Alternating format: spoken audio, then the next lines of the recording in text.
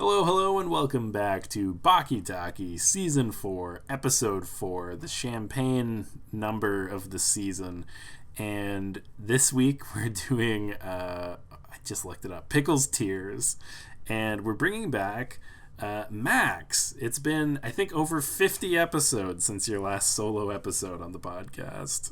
Yes, it's been a while, and you know what? Watching this episode, it was like I never left. In fact, it was like being thrown into childhood trauma.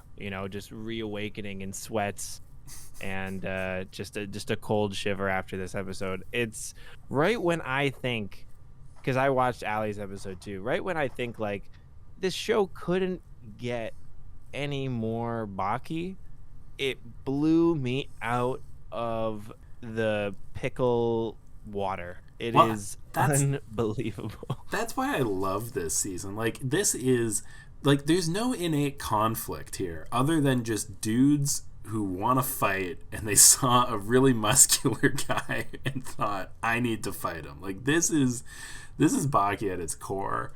With a little bit of extra spice because that guy's a caveman. But before we jump into the episode, I've had a fun question for returning guests. So, yeah. Max, I'm doing a fan casting. We're building the Baki cinematic universe for when it goes live action. I love it. If you had to cast, I don't think I've done this one yet, Gary Stridham, the big buff military guy who's watching the fight at the beginning of the episode. Who would you pick? We've already cast Jason Momoa to play Pickle. Oh, that's a good casting. I was going to say you could also do Brendan Fraser's George of the Jungle that to be work. Pickle. Tuki tuki! Ape kidnapped? Tuki tuki! Ape napped? For the general, Tilda Swinton. Yeah, okay. What? She is very the multifaceted. Bone structure is there, the bleached blonde hair, it all pulls together, and just the sternness, and also someone who, while on screen, can just kind of sink into the background, be a team player. Especially this episode, I think the general has one line. Yeah, sorry. I've a lot of new characters. I'm scratching characters from the bottom of the barrel at this point. I thought you were gonna ask me who we should cast as the guy in the alley.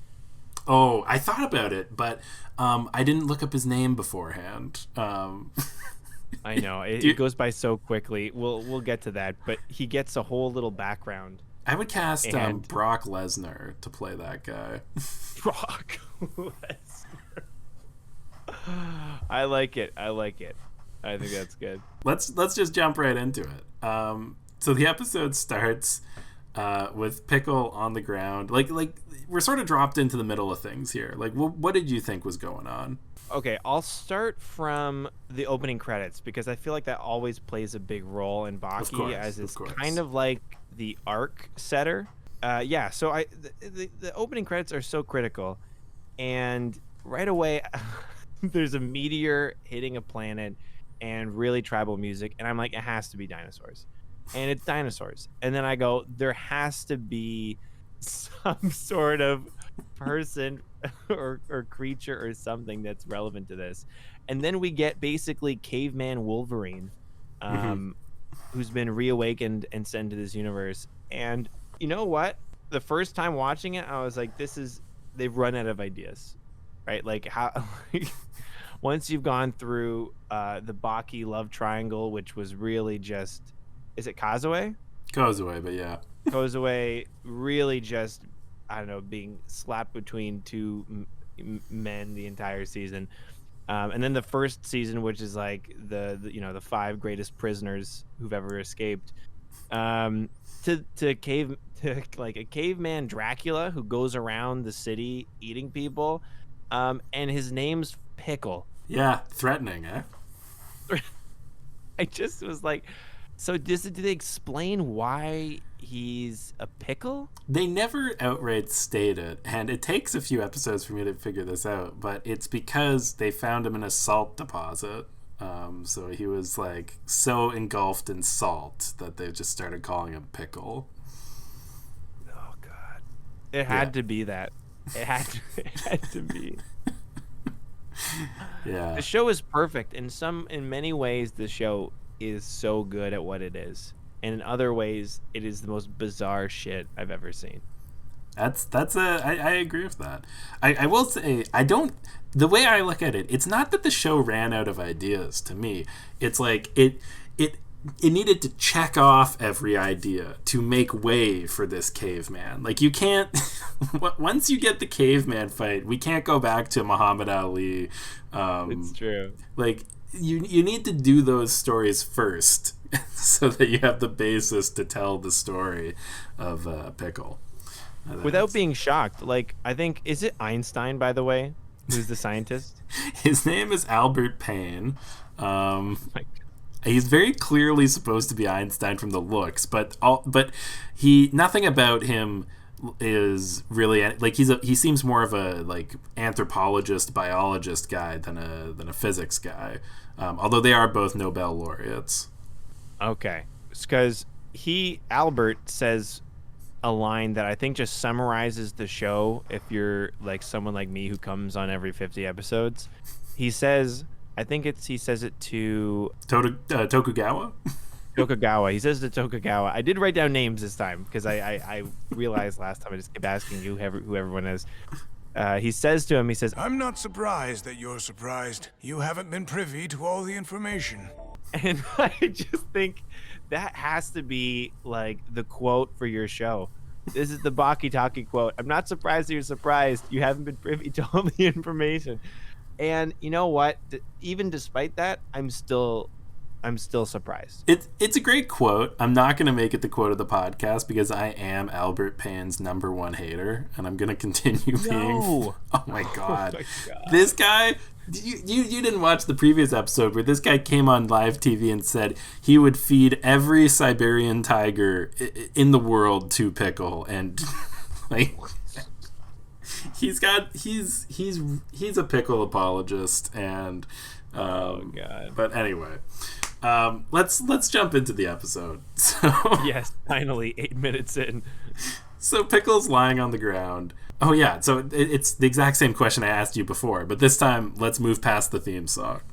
Yeah, yes, okay. As in, how's the episode start, and what do I feel? Yeah, they're in the arena. I believe it starts with like Pickle lying on the ground and Tokugawa and Gary are talking to each other type of thing. Yeah, so this is one of, I think, 5 or 6 distinct face down Pickle ass shots. Yeah. This entire episode. Like, I think the animators have 2 poses of him, one being like beautiful Brendan Fraser, and then the other one being his tight little butt face up to the sky. I'm just so glad they put a loincloth on him. Episode 1 didn't have any of that. Wait, was there just a schlong bouncing around? What they would do is they would act like there was a very dark shadow over his genitals. Oh my god. Yeah. Well, it's like a loincloth made with rope.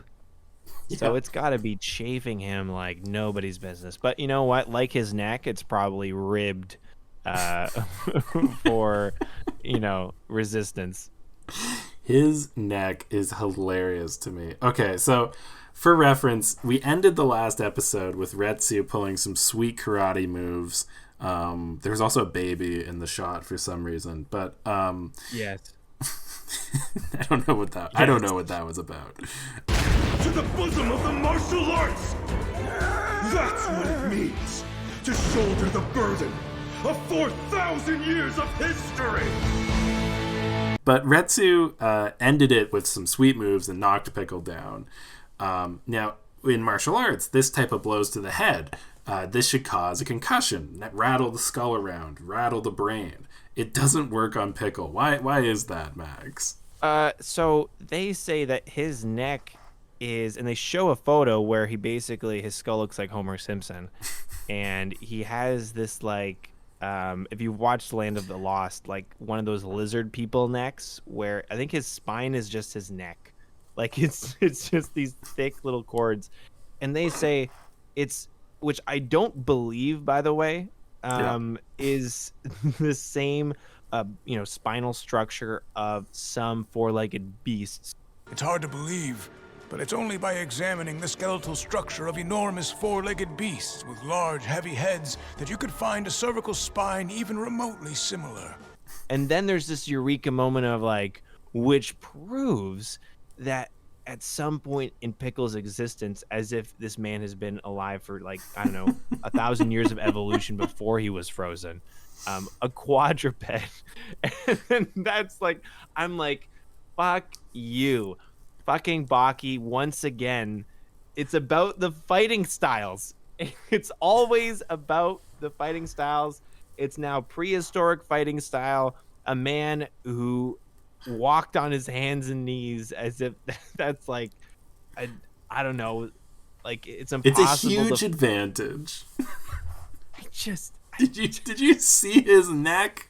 It's like he has several hips going up his neck. Like his clavicles are ginormous. Hey, editor Steve, if you're like me and just vaguely sort of know where the clavicles are on the body, it's actually your collarbone and not the neck bones going into your spine. I appreciated the anatomy because this. I don't know if any the animators for this show have ever seen a naked human ever, but no one's body looks like any of these people. Even t-shirted Baki. Yeah. I'm like, who does he have tumors in his arm? Has someone like toothpaste curled like his skin? Just wait till Pickle enters his final form at the end of the season. He gets absolutely disgusting. There were two amazing images that I got out of this. One is that the point that martial arts is not designed to work on cows and other quadrupeds, which is such a great image to me.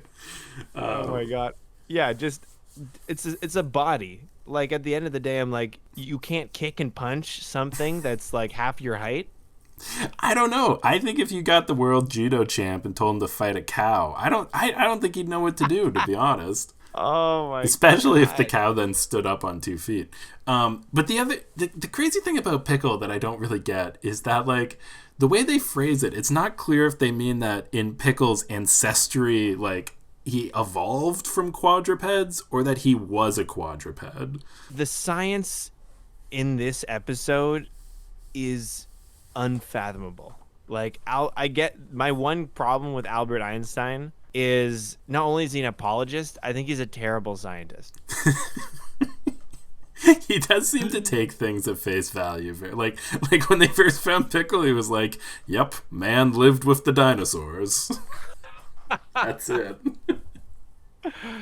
Oh my god! And also like this guy, well, he's not done yet, and it's just like you knew he was gonna eat him.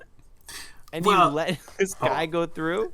I have a lot we'll of yeah. There's a lot. Sorry, and then they provide the backstory for it, which is also insane, by the way. Oh yeah.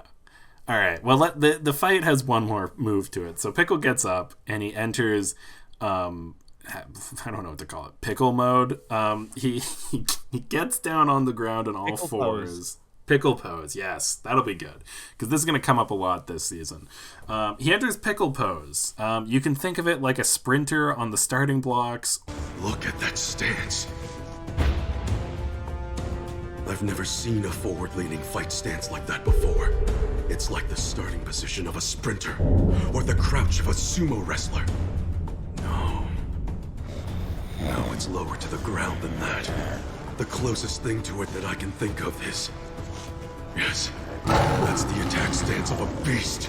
Retsu decides, I'm going to block this with a punch. Did you think that would work? Oh, no. As soon as he's coming off the ground, I'm like, he's either going to be killed or maimed. Those are the only two options in Baki. Yeah. Limbs and maiming are just ever present, and yet somehow it doesn't affect any of these guys. I was very happy to see Mr. Eye Patch come back. Speaking of, Topo. Topo. But yeah, and even it's like they always have to compare it to something. It's like, what is it? He a sprinter or a plumber, a sumo fixing wrestler? Pipes? Yes, sumo wrestler or someone who dropped a contact lens? No, it's a beast. But yeah, Pickle goes beast mode and spears Retsu, and he flies through a wooden board, through 50 feet of hallway, into a concrete wall. It was just like when he vanquished the T-Rex, or smashed the mighty Triceratops, or chased away the towering Brachiosaurus. This attack he used only against his strongest enemies, the greatest of his day. In a contest between an immovable modern-day shield and an irresistible ancient spear, on this day at least, the spear was the winner. It's too bad. Retsu had some good moves last episode, so, you know. I know. I mean, he's the classic character, and I've barely seen this show, where the show clearly loves him enough to give him a few wins, but boy, do they like knocking him down. Yeah. Holy crap, Retsu gets the shit kicked out of him. But also, he has the best quote. One of the best quotes of that scene is, "That stance. Look at that stance." This episode had, I have like, I don't know, 20 quotes for this episode. It's unbelievable. And then something I think we'll have to talk about is a narrator comes in, which I guess they have to do because Pickle doesn't speak. Oh my god. And whenever he does, he sounds like a bear. Like I don't think Early Man sounded like Pickle does. He's crying again. And then, like, I think the announcer who, you know, could step in for a Dateline, you know, host, it says he's like, today the immovable shield was, you know, hit by the prehistoric spear, and on this day the spear won. Big win for the spear. Also, I liked how he phrased it, that on this day, where I would say every day that spear was gonna win. You know what? It becomes a nature documentary when he comes on. You know what I mean? He's like describing his what he sees and, you know, how he acts. Like, it's like Pickle's in his own little show within this. It's good. The spear, I would assume the weapon would defeat the shield most times. Yeah, it's tough for the shield to win. The shield can not lose, but it definitely won't win. The name of the episode comes into play here. What was your thought? I assume this is something he's done a few times now. He cried last episode. He cried this episode. He's gonna cry again. I think it's the author's way of like showing that this guy has very simple emotions, you know, like they hit harder and they're not as complex. It's like when you're talking about like how a baby, like when they're born, they have content and distress, and then as they grow, they get more emotions. It's like Pickle only has like hungry, tears of joy, and sleepy, I would say, at this point in his evolution. It's like the logic behind vampires in the Vampire Diaries. They just feel everything more, which is a genius concept for an emo show. They just feel. And I think the narrator even says, the primitive man's heart was filled with sorrow. Yeah. It's become more Baki. It's great. And then he purrs while he cries. Is that right? Yeah. That's the noise I was hearing. His voice is so odd. I don't get it. I really, Pickle doesn't really make sense the more like you think about it. Like, we never hear about any other humans alive in this era. There's the obvious stuff about how there shouldn't be a human alive back there. There's the fact that he was apparently a quadruped and that he also sounds like a cat. Yeah, it's you can't really flesh him out too much. No, he's like some creature, right? Basically, they've dug up it frozen in the earth, Captain America style. He was in salt, but yeah. In a brine of sorts. Mm-hmm. Polsky Agorki, I think, is his other name. Yeah. They woke him up with the Yogi Bear trick, where they grilled a steak nearby, and then he smelled it and woke up. That's real, by the way. That's insane. Then again, Albert comes in, I think as the voice, I don't know, maybe of the director of the show, and goes, "Don't look so surprised, Tokugawa. It's the most natural thing in the world. He's not! Don't look so surprised, Tokugawa. It's the most natural thing in the world. What does any animal do when it's worked up an appetite? It sits down to a good meal. Were you surprised when you found out the stakes of this fight? I was shocked, Steve. Not only was I shocked, I was just flabbergasted that Retsu's reaction and that he put his human life on the line as a meal. Yep. I was like, this guy's got to find some like local poker game to get his gambling out, because and I want to make clear, because it's a bit fuzzy in this episode. Like, Tokugawa runs down and said, "This wasn't part of the deal. This wasn't in the bargain." Wait, Pickle, wait! That wasn't part of the bargain! The deal was Retsu would fight, and if he lost, Pickle gets to eat him. That was as clear as day. Exactly the deal. That's exactly the deal. It was 100% the deal. And Tokugawa in the previous episode was such a smug asshole. Like, Einstein came over and was like, "Are you guys sure about this? You guys are insane." And he turned to him and went, "I'm the most sane I've ever been."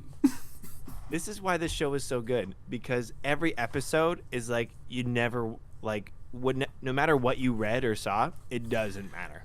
Yep. It doesn't matter at all. We're in the now.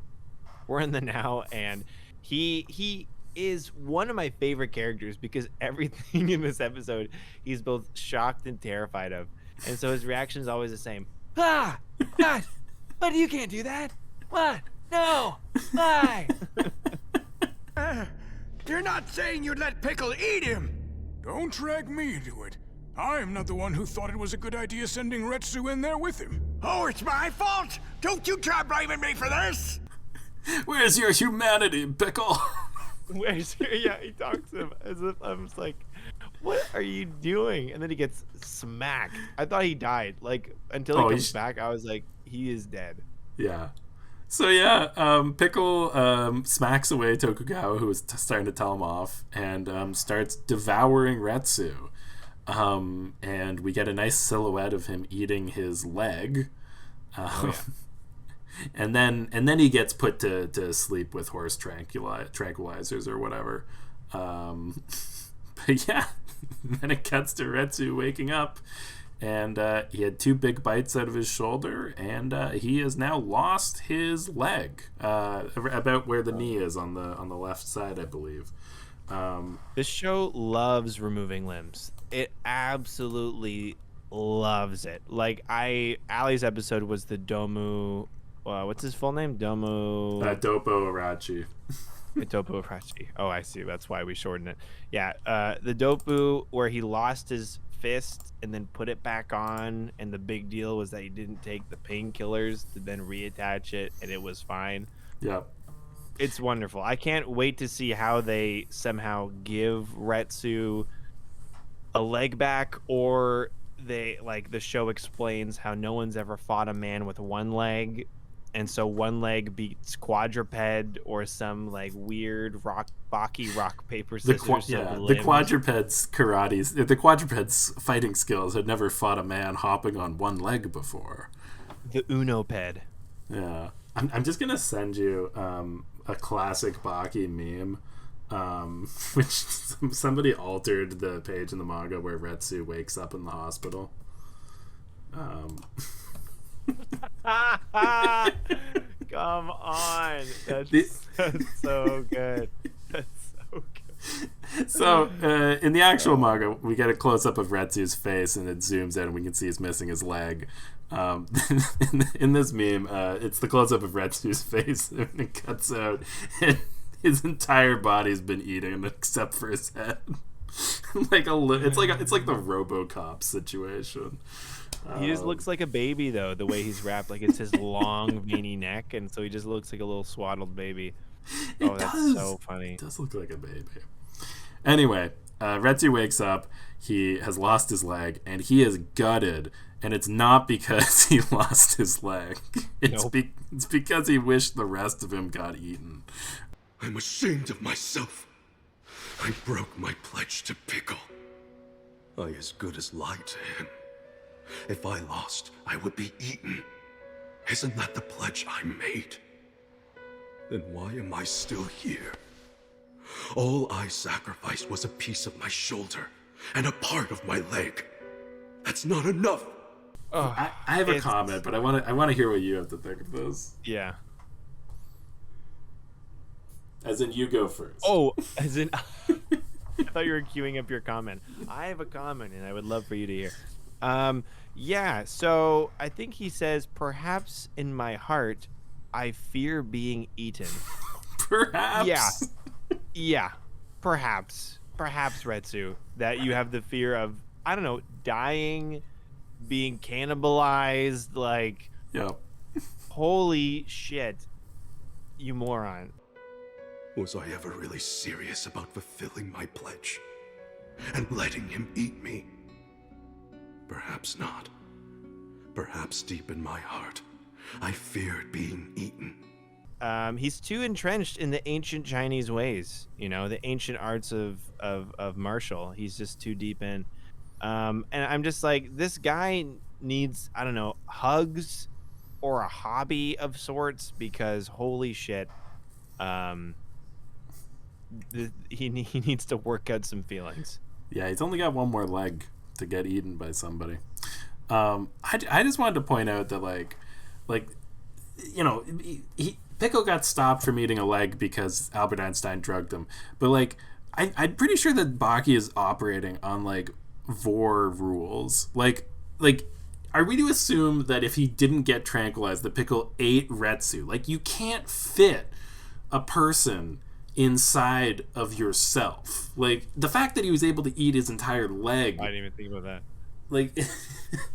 I didn't even think about that. Yeah, his giant, muscular, tough, so tough and disgusting, right? And Pickle has a tiny waist, honestly. Obviously, huge, buff muscles, but it doesn't seem like he's got much of a belly to fit the entire body of a man.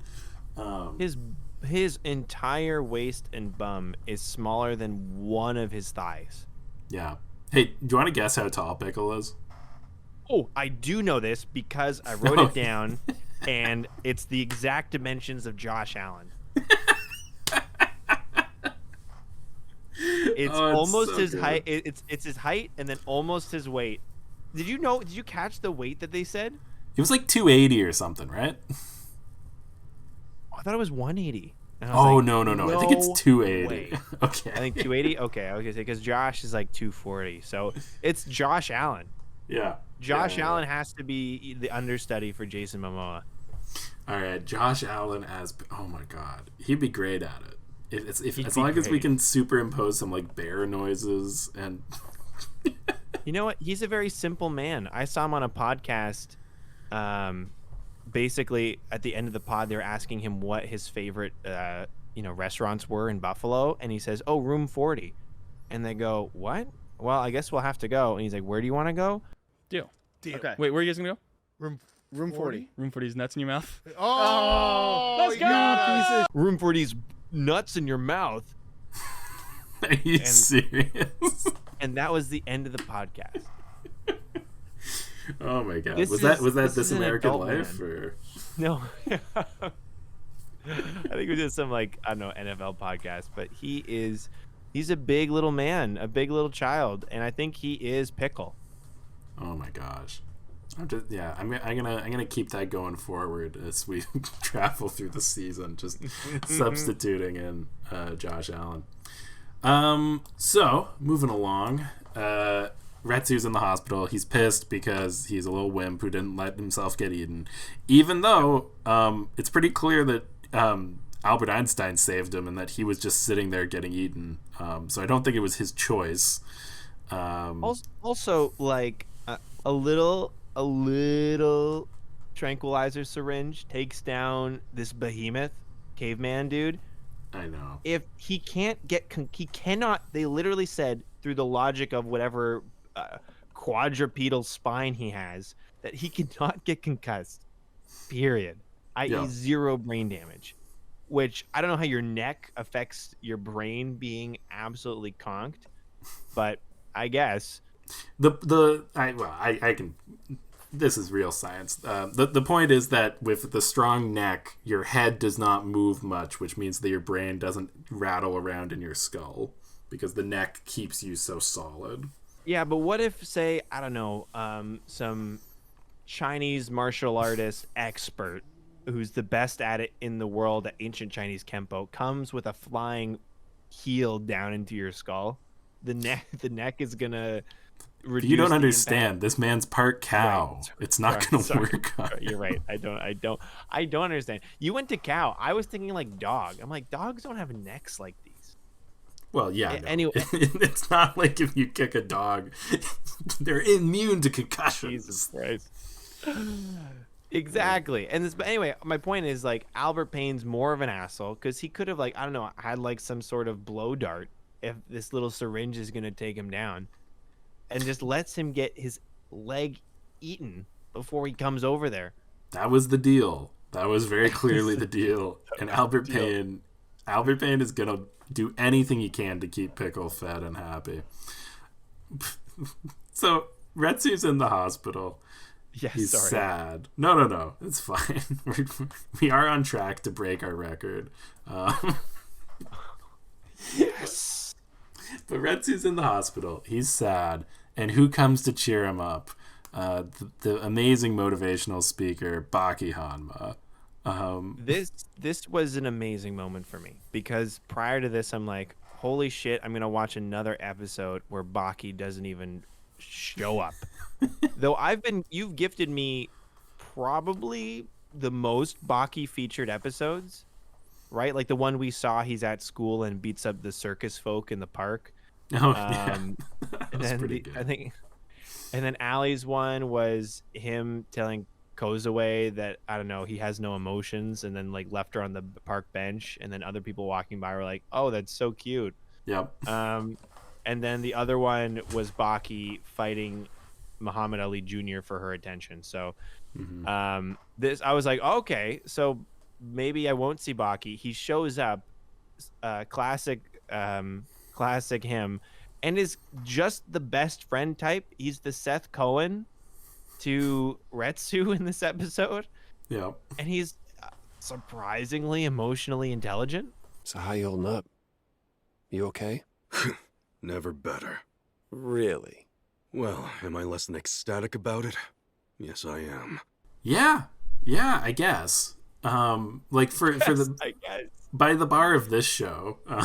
Yes, true. But yeah, Baki's always had a bit of an interesting side to him in that, you know, he isn't driven. Like Baki didn't want to go fight this caveman at the start of the season which literally the entire rest of the cast did. And he's got a bit more maturity to him. You know, he's got a girlfriend. He understands there's more important things in life, potentially. Yeah, I liked how he started telling Retsu what his name meant. I thought that was very helpful to do. Oh yeah, I love it. First of all, I don't think Retsu translates to laser focused, but you know, in Baki, who knows? Who knows? He also lists like, I don't know, 8 things that aren't really even the same.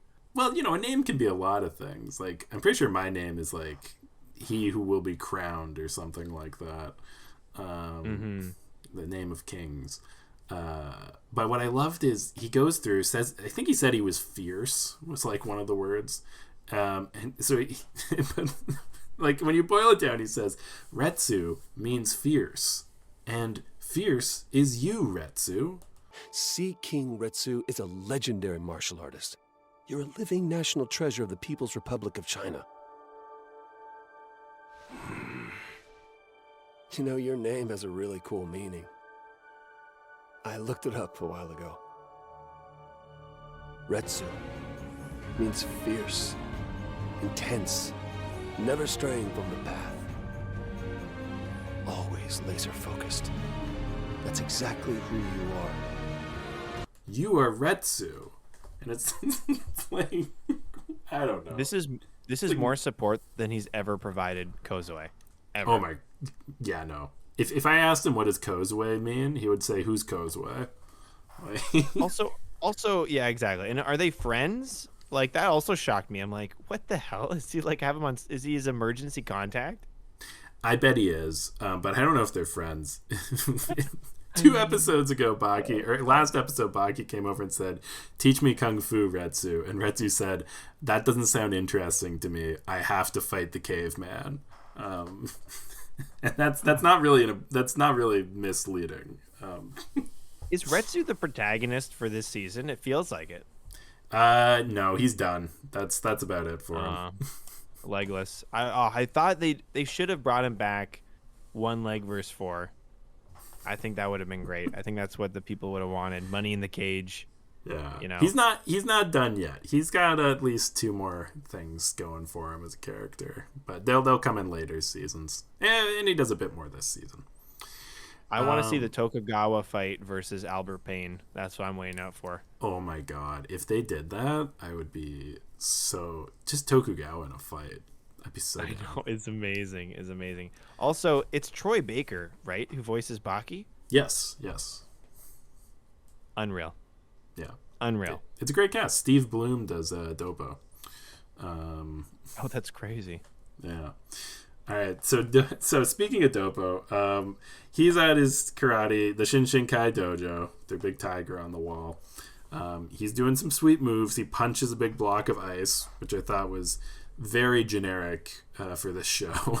And then he karate chops a wire, which he did better than Japanese steel could have. It's the only thing better than Japanese steel is a Japanese fist. But then we get one of my favorite scenes of the episode, which is Dopo on the phone hearing about Retsu. Did you enjoy this much as I did? Yes.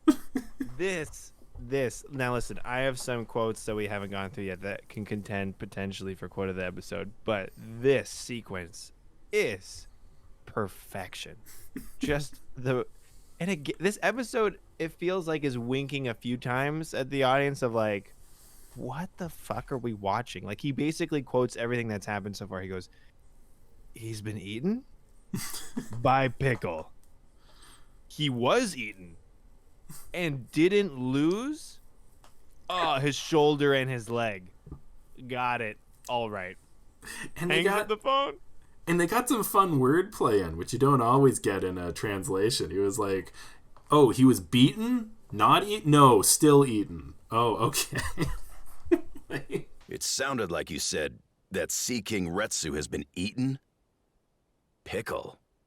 You're saying Retsu got beaten by Pickle? I didn't say that. It's not that simple. Stephen Bloom had a couple, little plugs on that one for sure. They let him cook a little bit. Yeah, it was great. I love just Dopo on the phone. Just like, imagine getting that phone call. It's like, "Hey Max, this is about Steve. You know how he went to go fight that caveman? Yeah, he got eaten." Yeah. Oh, by the way, let me just say his name in case you didn't know which caveman I was talking about. The pickle guy, because he was in that salt brine, frozen. Oh yeah. Okay. Yep. That makes sense. Let me write that down. Okay. Oh yeah. By the way, he was eaten, but he's alive, partially eaten, just his leg. So this leads into, everybody finds out that the Pickle ate him. I'm sure that was a bunch of just random faces that you saw. But we then get Katsumi talking to his dad Dopo, and they sort of talk about Pickle and the topic of underestimating people. I found this one of the maybe it just didn't translate, but I just found this the least thought-provoking conversation I've ever listened to. What did you think? Despite there's no logic to this scene at all. Basically, they're trying to discuss whether they've been dishonored by the fact that this caveman can't process thought. Mm-hmm. He doesn't think about them. He doesn't think about anything. Though he's sorrowful and hungry are basically his 2 states. And they just are like, and Katsume has, despite the scene being boring and making no sense, Katsume has some of the craziest expressions ever. And some of the his breasts are huge. Just they're the shape and size of Baki's knuckles. Yeah. Just balloons. And I think they get to the point where they're like, oh, by not underestimating us, he is underestimating us. Katsumi, you just don't get it, do you? You think he's underestimating us? You couldn't be more wrong. Trust me on this. He doesn't even deem us worthy of being underestimated. Isn't that exactly what underestimating is? Katsumi, we're just a meal to Pickle. Do you and I underestimate the meat and fish we eat for dinner? Sir, I think maybe you're the one who doesn't get it. The way you think about it, not underestimating us is the same as underestimating us. And they go, oh, okay, we'll fight him. Yeah. It's it's such a stupid scene. But yeah, that's going to be our next little mini arc. We've done the Retsu arc, and now Kitsumi, for the first time in 50 episodes, is going to do something. I was going to say, I think the first episode I did was a Retsu Kitsumi fight. Yeah, they were doing like a little exhibition sparring, I think. Like, literally, Kitsumi, he showed up once and threw a bunch of gasoline on Dorian, and then threw a lighter at him. And that's been about it. Oh, God. The show is perfect. Never change, Baki. Or do. It always changes. It evolves, like I did, from a quadruped into a biped over... maybe that's what it meant. Amount of time. Pickle started crawling like a baby, and then he evolved. It's the classic riddle. Can you imagine? What's a quadruped in the morning? A biped at noon, and a tripod in the evening. A tripod. Yeah. Oh God, it's perfect. All right, so that brings us to our final part of the episode. So Pickle escaped. He broke through solid steel door, something that only Yujiro had done before. Yes. But instead of focusing on that, we focus on some big dude who I didn't write the name down of, Brock Lesnar, as we'll call him this episode. Takashi Kenmochi, age 21. He was a big, strong-looking young man. And indeed, he was strong. Editor Steve, I don't usually comment on visuals, but going back to get this clip, this guy does not look 21. It looks like his son might be 21. This guy, I can't believe that. I think they just made that up in translation. What did you think of this guy? What did you think was going on? Well, I was just like, here's another character I'll get to know, and then they'll never bring back. Every episode has to have 2 new characters. I feel like they have a quota. They're like, how many new people can we shove into this episode, and in how many ways can we just instantly murder them? This has to be one of the most brutal introductions and exits of any character in this show. It's such a speed run. Like, instantly we're introduced to him and told how big and tough he is. In all the many dojos and gyms he frequented, there was no one who could match him. He's told how big and tough he is, how he has this like backstory where he wants to fight somebody. It looks like a Japanese noir, like he's walking through this neon lit street. Got a cool like design jacket akin to Ryan Gosling from Drive. Like, this guy looks kind of cool. And then the Dateline narrator comes back, and it really feels ominous. The way it's described as if he's about to be, predatorized. And I need to thank you for having me on this episode, because I need to only come on when there's piss. Yeah. I'm stipulating it now. I can only come when there's clear, watery piss. You heard it here, folks. Max can only come when there is clear, watery piss. I'm probably going to cut that double entendre. I can only come on when there's piss. There you go. So, this season has a lot more urination than a lot of the Baki stuff. Baki Hanma has really stepped up its game. Because Baki, the first season, had a lot of it, and then it sort of petered off. But the fun thing is, it's not Pickle peeing this time. So the big, strong man goes to pee on a bunch of garbage bags in an alleyway. And then I don't know. I couldn't tell if Pickle, who, sorry, just to be clear, is hiding in the garbage bags. I couldn't tell if Pickle grabbed him by the dick or penis. not. The penis. Yeah. Yes. Let's be scientifically accurate. I couldn't tell if Pickle grabbed him there or just grabbed him in general, but the man is grabbed into the garbage pile, just very methodically. And I don't know if Pickle murders him or just takes all of his clothes and then leaves as the big buff guy wearing his nice jacket and all that. This next audio is me if I stubbed my toe and then fell down all of the stairs at the opera, but I've got to keep my mouth shut while it's happening so as not to ruin the play.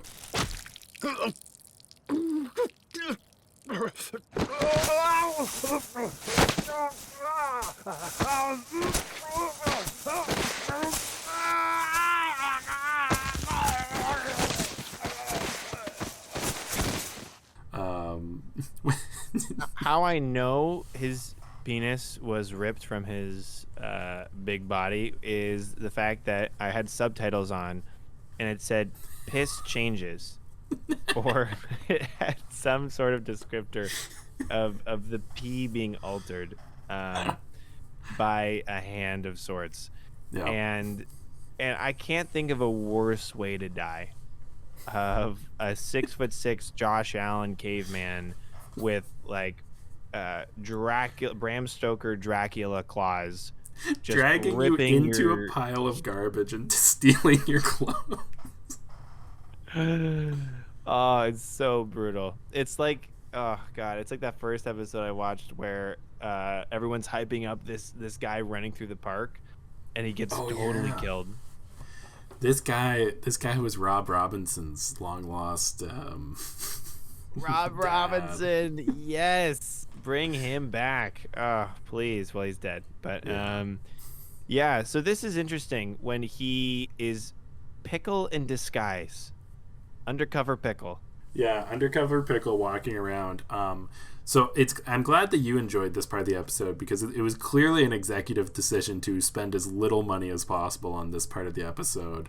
I don't know if you caught the shot where it was just a static image of people in a crowd that just started zooming in. That was the cheapest shot of the season. The only line that can compete with Dopu's phone call, or one of them, is the Dateline narrator describing all of the thoughts running through oh my god Pickle's head, and it's unbelievable. It's colors,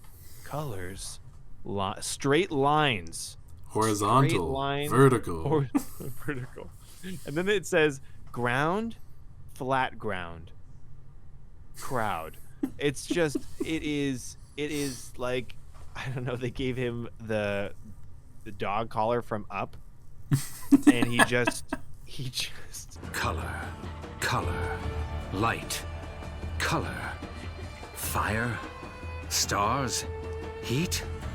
Have you seen a bird? I want to find one, and I've been on this scent. I'm a great tracker. Did I mention?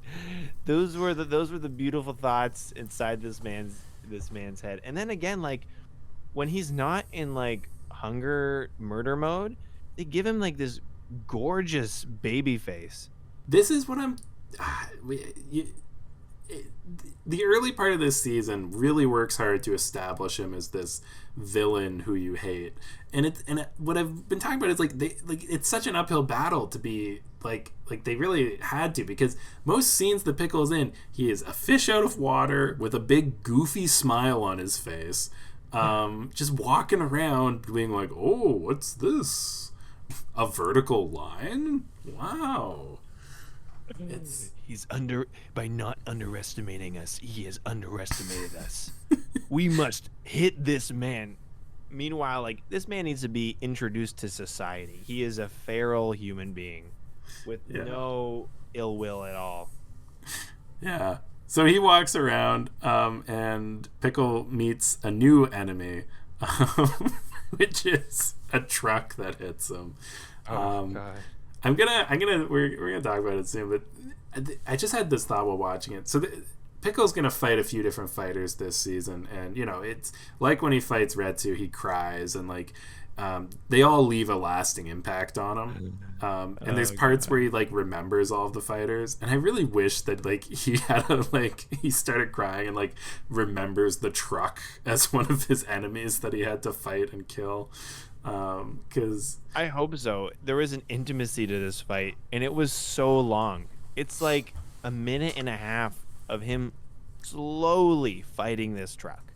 Like he climbs up on it, and then he hits it, and then he like pulls it apart, and then he was about to lifts the suplex that truck. Like he was gonna flip it over if the joints didn't bust.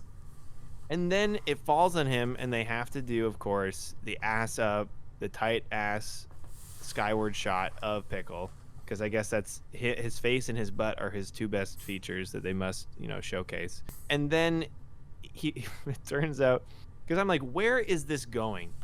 Like, is he gonna murder this crowd of people in this who just watched him almost get flattened? And then the people's reactions are so funny too.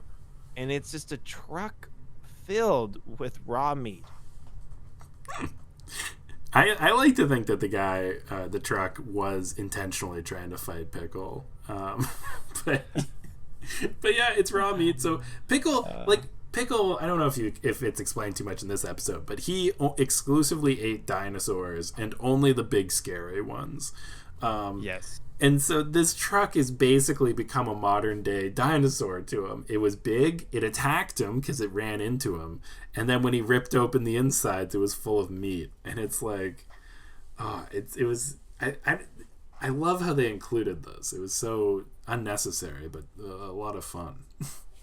I just can't wait for the other vehicles and inanimate objects that he gets to fight in this arc. Hopefully, just like. It's just a teapot. It's a couch. It's he like shakes a vending machine. It falls on him, and then he has to fight it to the death. And then it turns out it's a meat vending machine, and he eats it. So like in his logic, he probably did kill this beast. Yeah, that's eating it, and that's the only reason he'll eat it. He'll only eat things he's killed. Oh God, he is like. It's like a vampire storyline of sorts. Like he's just taking people's clothes, killing them, killing like other things. But then he's also in these Pacific Rim battles where he's like the kaiju walking around. He did fight a guy in a robot suit earlier in the season. That's perfect. The show knows exactly what it's doing. It's oh my God! That truck nailed him! Whoa! Look what he did to the truck! Hey, mister! Are you alright? Can you move?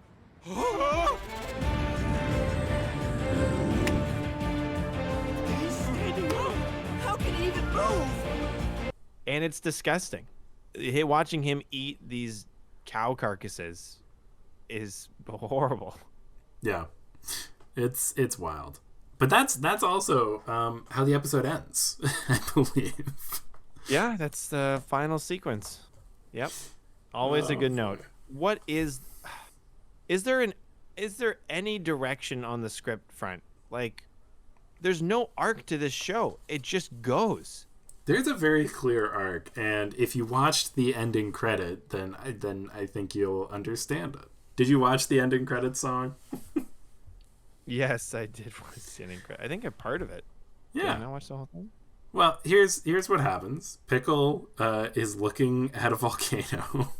Then it becomes modern day Tokyo. Then it becomes a field, and then 4 guys phase in behind him. And I think that is his arc, is that he was in the past, he's in the future, and then 4 friends teach him how to fight in the future. And that is his arc. Man, I would love to see him like just become hyper intelligent through this process, and then just be like, you know what, I'm good actually, guys. I'm just gonna leave. Like flowers for Pickle type of thing.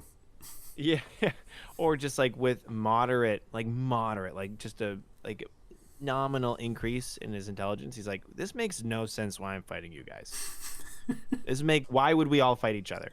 I'm gonna go back to no fighting beef. Trucks. Guys, the truck value is way better. Retsu starts hitting him, and he starts like pointing at a truck, like, "No, let's do this." Can you imagine they start luring him with trucks of meat?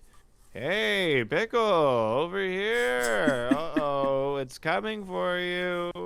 All right, well, that was a good episode. What do you think of it? It's been a while since, like, even when you were on with Ali, that was back in the Muhammad Ali arc. Like, we're about 2 seasons away from that. Do you think the show is getting better? I was thinking about this because I knew you were going to ask me. I thought you were either going to ask, is this a good show? And then I was. That's what I asked the first time. I know. And then I was going to say, is this show good at anything? And then I was like, well, it's very good at being Baki. And if getting better means being more Baki, it has 1,000% done that. This is the Bakiest Baki humanly possible. Or even quadruped possible, potentially. And he doesn't even walk on 4 legs. Like, it literally is for a sequence. It's for a sequence. He used to be a quadruped. All of his bones still work that way, but then he stood up. It's like if a cow stood on 2 legs, it would be the ultimate martial arts creature. I hope that when eventually Tokugawa and Albert Payne fight, that they're on all hands and feet, and they're just headbutting, biting each other in just what is the ultimate showdown, Money in the Cage style. And there's just everyone in Baki is watching. It's like it's built up to that fight. I would be completely satisfied with this show. Well, usually right now I would do audience questions. However, I am ahead of schedule for once, which means that I haven't posted the previous episode, so nobody could ask any questions. So, Max, do you have a question, either for me or for the audience? Ooh, for the audience. So, if I ask a question to the audience, how do I get their message? You can check Spotify. I usually get around 1 response. Or if my immediate family listens to the episode, they might text it to me. Ooh, okay. And wherever you get your podcasts. Okay. My question for the audience is, how do they think this season is going to end? Because clearly Baki and Pickle, which is still insane that that's his goddamn name, are gonna have to fight. Of course, Baki in his boxer shorts, which I guess is the appropriate fighting gear for the strongest teenager in Tokyo. They have to fight each other. And also, I was actually gonna say, there's no way Yujiro doesn't make an appearance this season. Yeah, there's no way, because he showed up in episode 2. I gotta say, this is a great question that really gets that Venn diagram of invested enough in the show to comment and doesn't watch the show. Yeah. Where do you think it's going is basically what I said. We're gonna get some great replies. I would also say, as a follow-up question, have you cast Tokugawa? Oh, probably, but I've forgotten by now. I would love to know who's playing Tokugawa. I would love to know. I think, you know what? Maybe I haven't. Paul Giamatti has to be up there. I think, or maybe only him. You know, I think he would do a great Tokugawa. Get smaller. I feel like the guy from Everything Everywhere All at Once would be pretty good. Ooh, the guy who plays Short Round, the dad? Yeah. Oh, he would be a perfect Tokugawa. Or Danny DeVito. Danny DeVito, yeah. Danny DeVito should be Baki. Frank, what the hell are you doing, man? That's my character. I'm Baki Hanma. I come out, I throw trash all over the ring, and then I start eating garbage. Would Timothy Chalamet be Baki? Even in this hypothetical, Timothy Chalamet's not doing Baki. I mean, Troy Baker is like voice actor elite, and he does Baki.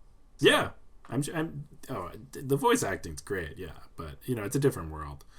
We're not going to see a trailer where it's like, we're going to, this summer, find out how Baki got Hanma with Timothy Chalamet. That's so funny. Got Hanma. Have you seen the Wonka trailer? It's pretty comparable. Yeah, I'm looking forward to it. I think it'll be good. I like the idea of the chocolate cartel or whatever. And the Hugh Grant Oompa Loompas. Oh my god! I literally, when that came on, Lindsay was just like, "Oh no!" Like so many thoughts and feelings. I like how he's transitioned to being a feature player in just strange movies. You know, he was in The Gentleman, he was in Dungeons and Dragons, and now he's an Oompa Loompa in Wonka. Yeah, he's found his space. Did you know Dungeons and Dragons is like seen as a poor performing movie? I thought it was such a big hit, but it apparently didn't perform very well. Well, they probably put a lot of money into it, and that's why it just didn't do as well. But I thought it was a great movie. I thought it was really funny. Yeah. It's obviously written by the people who did Game Night, and I don't know. I highly recommend it to people. Bones. It's on Netflix. You have no excuse. It's the guy from Bones who wrote it. If you ever watched all 250 episodes of that, like we have. Oh, that sounds really enticing, Steve. Yeah. That sounds really enticing. Don't worry, the next podcast of mine, Bonesy Talkie, where we talk about Booth and Brennan for 250 episodes. What is your next show? That's another question, because I guess you're gonna run out. Fatherhood. That's the next show.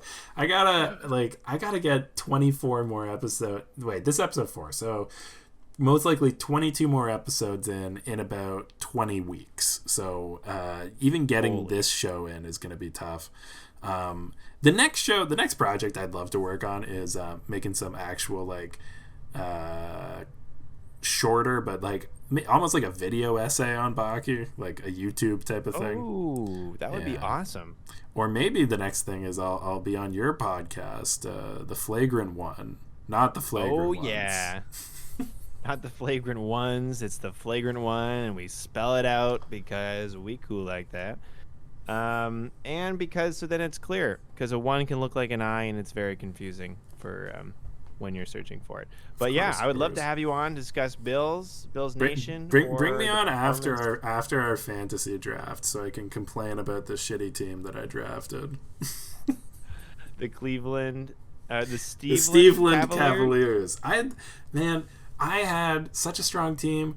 We won 7 games in a row and then lost like 19. Like it was very streaky team. It was a dark turnaround. I thought you were going to steamroll, to be honest with you. And and luckily those 7 wins carried you pretty far. I think you still made the playoffs, right? Yeah, I didn't get last. It was getting dicey there. Oh, look at this. 5, 4, 3, 2, 1. That's 1 hour, folks. I think we've set a record. Let it rain, baby. Me and Ricky broke this record with a Women's FIFA World Cup episode. First try. So all right. I'm really interested in that, but I'm not going to make our listeners listen to the secondhand podcasts for too much longer. So that's all the Baki we've got to talkie. See y'all next week. Bye.